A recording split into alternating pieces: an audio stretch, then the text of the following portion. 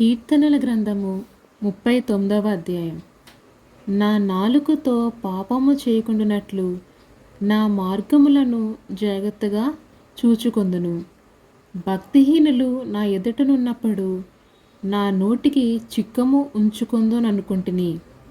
నేను ఏమీ మాట్లాడక మౌనినైతిని. క్షేమమును గూర్చైనను పలుకక నేను మౌనముగా ఉంటిని.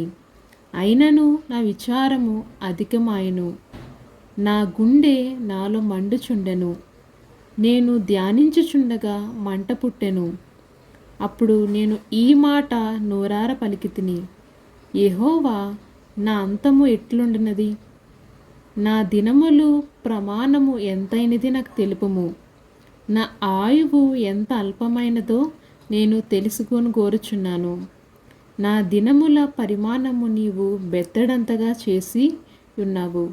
నీ సన్నిధిని నా ఆయుష్కాలము లేనట్టే ఉన్నది. ఎంత స్థిరుడైన ప్రతివాడును కేవలము వట్టి ఊపిరి వలె ఉన్నాడు. మనుషులు వట్టి నీడ వంటి వారై తిరుగులాడుదురు. వారు తొందరపడుట గాలికే కదా.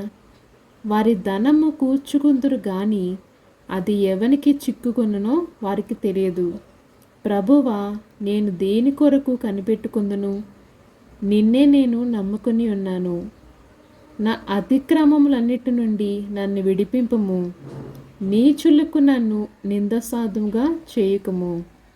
దాన్ని చేసినది నీవే గనుక నోరు తెరవక నేను మౌనినై అయితిని. నీవు పంపిన తెగులు నా మీద నుండి తొలగింపము. నీ చేతి దెబ్బ వలన నేను క్షీణించుచున్నాను. ఆమెన్.